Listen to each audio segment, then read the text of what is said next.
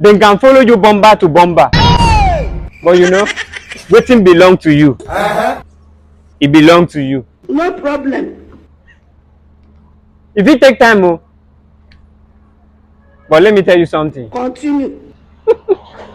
When time reach, if they use net, I say the net say go tear. If they use cutlass, if you say the cutlass go enter you, Baba no go fit enter you because na your time. See, let me tell you something. Okay. Cut time is the best. No matter anything wey you go do for this life, if you no reach your time, brother, whether you full a superstar, whether no be a star, when you reach your time, Baba that star, na dem go find you come. Abi they want me?